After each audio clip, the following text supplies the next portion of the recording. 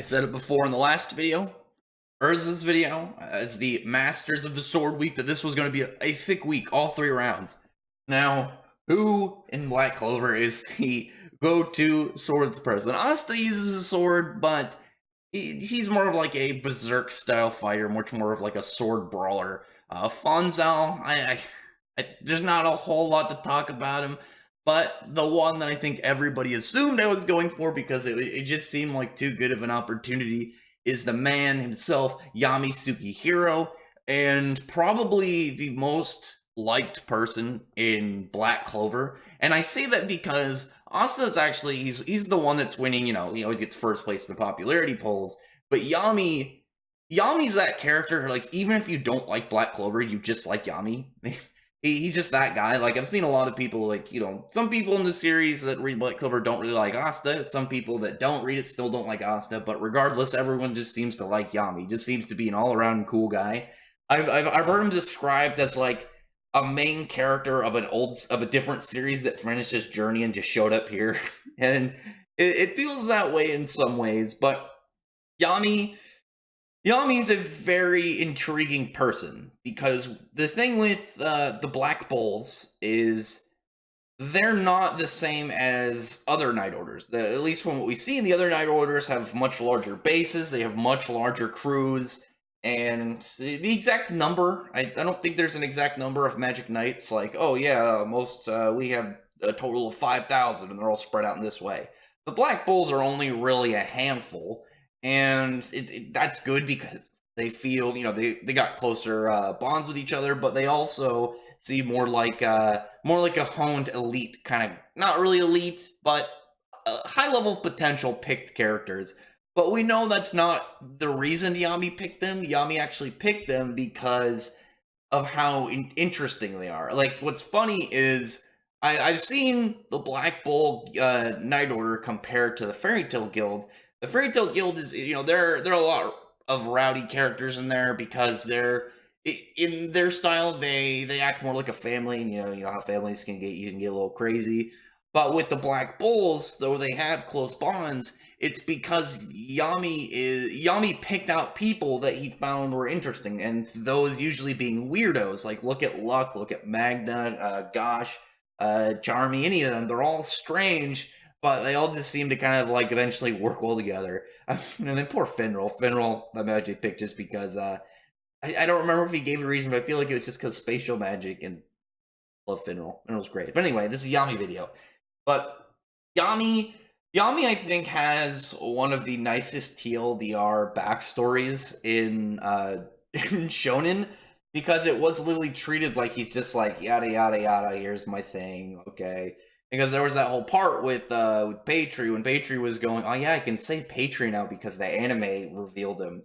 Dub people, sorry if you're a Clover dubbed person. I mean, you won't even understand who that is, but anyway, when he was fighting Patry, he gave out Yami his backstory with the elves and whatnot, and then Yami was not moved by it. He's like, all right, you told your story, time to tell mine. And he's like, yeah, there was this kid who was out fishing, and he got caught up by the ocean, and he ended up, getting washed up on the shores of some foreign land, where because of racial discrimination and misunderstandings, he got harassed, but then he beat the shit out of all these other hooligans and formed a gang and became the boss. And that was literally just Yami giving the short summary of his backstory. And it was such a good, like, character defining moment of just like Yami, because he's kind of like this no bullshit kind of guy. He's a little bit emotionally sensitive, like the whole portion when we had Real making jokes about Fuegoleon, but when he made a joke about Yami got super pissed.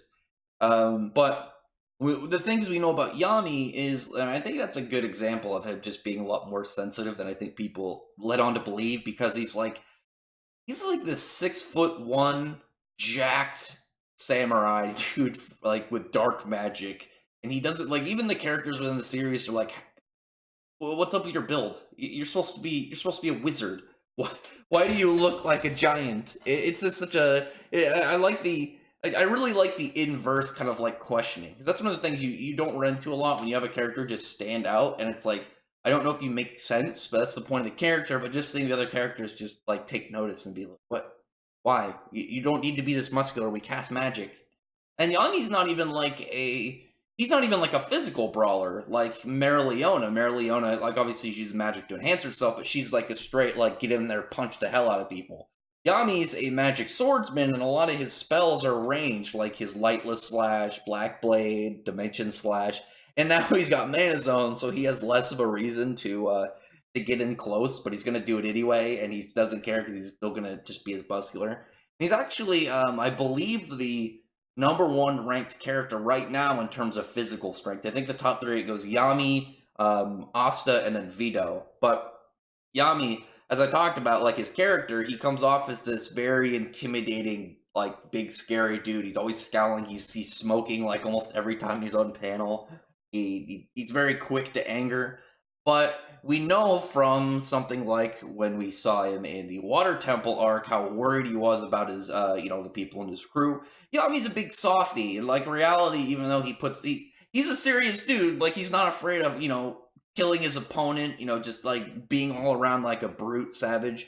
But he definitely has feelings that he, holds tightly to his Night Order. And even like smaller stuff like when he, I think he did it on purpose with Henry when Henry was like, "Yeah, you can have the base. I'm gonna die soon, and then you can do it." There's kind of like this idea that like Yami was just like, "Wow, that's depressing. I don't want that." But I think Yami said it because he wanted to come across in a Yami way of being like, "No, dude, don't kill yourself. You don't want to die." Like, I guess he wasn't gonna kill himself. He was just allowing himself to die. But you know what I mean? Just being like, "No, no, I got you, dude. Don't worry." I like that about him, and it just kind of like adds an extra layer. And then with what we've seen with Julius is that Julius was like the first person that kind of like saw Yami not for who he like his actions or what he looked like, because obviously him being from pretty much Japan, the land of the sun, and being in this land of what we can assume are what like some form of European like characters, but he didn't care. He just really liked that Yami, had dark magic. He thought it was really interesting because he hadn't seen it before. And it was because of that Yami was caught off guard. He was able to kind of like get close to this dude who believed in him. And we even saw like the part when Yami was made, getting ready to be captain. He's like, I don't know if people are going to like this, like the noblemen especially. Like, I got some pretty scary magic. I'm a foreigner and all these things. And Julius is just like, no, man, I believe in you. Don't worry. And that was just such a nice thing for Yami to really reflect on right before he used Mana Zone for at least what we saw the first time, because it just shows like for his character, even though he's like this big role model to the Black Bulls, they all look up to him. He's Captain Yami. He's a badass like swords dude who's gonna like drop little mini black holes to absorb spells and fight dudes who are moving at light speed. He's just a complete Giga Chad. But he himself also had people he looked up to. He saw, there were some people that inspired him, like Julius. And even though there was some stuff, the whole thing with Julius's plot twist, it doesn't change what we got about Yami and his deeper emotional thoughts of, what exactly he was taking out all this. Because we know that it was a big emotional point for him, but he knew even though he was upset about it all, he had to protect the kingdom. He had to do his duty because in his mind, him and Julius were very close, and in his head, he knows that he's sad about Julius getting taken out by Patri, but he knew that if he sat there and mourned and didn't go out and save people, that's what actually would upset Julius. He knew what Julius would want him to do. He would rather him mourn later when it's all settled and done and people are safe than stand around and mope and let people around you fall and get killed. And I think that also level of understanding was really nice about Yami, because he's a very, sorry, he's a very rough character. The way that he is, like, is the way he talks, and my voice is getting real rough right now. I do back-to-back character discussion videos, so I've been talking for like a half hour straight, so it's hurt my throat. But Yami's whole kind of very rough exterior, his personality and all this, you didn't expect, like, the fact, like I said, he's a big teddy bear. Like, he unlocked Dimension Slash because of how worried he was over, like, the safety of his crew. He was just like, I need to figure out something. I can't let these guys die. He still wanted them to go beyond their limits, become stronger, and become better Magic Knights. But at the same time, like, he's just like, but I need to make sure they're safe. I also really want them to do better. It was this very parent to child like mentality he had that was very, very touching. Really gave some, further depth to Yami's character. But then also again, like with Julius, it just showed like a more, I want to say like youthful, not in like a energetic side, but more of just this fragility side. Like he himself, like he was seeing somebody he looked up to his whole life fade before him, and he knew he had to, bite his tongue, not his tongue. He had to bite his lip and press on and go and do his job because he knew not only that's what he should do, but that's what Julius would want him to do. And it's going to be really interesting going forward to see how he and Julius are. But Yami, again, Yami is like, I think the character to compare him to. Obviously, they don't have the same roles, but like because the series like adjacent right to it that always gets compared back and forth to is My Hero Academia, and similar to My Hero Academia, nobody really dislikes All Might. All Might's just an all-around loved character. Like they're, Deku's the most popular character in the fan base, but you take anybody outside of that, you could have people just be like, I don't really care about My Hero Academia, but they love All Might. Like I enjoy My Hero Academia. I like Deku, but love All Might. Everyone just loves All Might. That's the same how it is with Yami. People just, there's no reason to dislike Yami. He's just an all-around cool guy. He just gives off such a nice vibes every time he does anything, and it adds on to it that this is only 200 chapters in, and we've already got multiple sides to him. And it's going to be even more intriguing if we ever go to the Land of the Sun and see where he's from and see how he handles that. But other than that, it's a little bit of a shorter video. There was more to talk about with Urza because she has a lot more personal stuff going on. Yami's, we still got stuff for him, but it's much more into like specific couple events. There's going to be definitely stuff in the future, like obviously with the way that this arc ended. Yami's going to have a lot of things to reflect on, a lot of things to look over, and we're probably going to get some more stuff to kind of like be like, this is a big step for him. This is something that we're going to look forward to seeing how he handles and how he goes about, and that's going to be nice because I also do really like that he was the one that really kind of like made it clear that the captains are still growing. That was one of the things I think I like. Just really quick, I love Bleach, but that was one of the things personally I think was a problem with Bleach is you had like the captains that were like a couple 100 years old, and they suddenly, like when needed to, like got way stronger in like the span of a couple months than what they were at throughout centuries. And it's like, it's not impossible, but it's like kind of strange.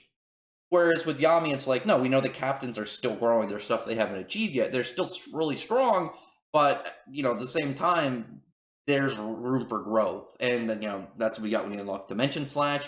And now he's got at least Mana Zone achieved. We don't know if he can use it at will. Like obviously, it took him a while to do it.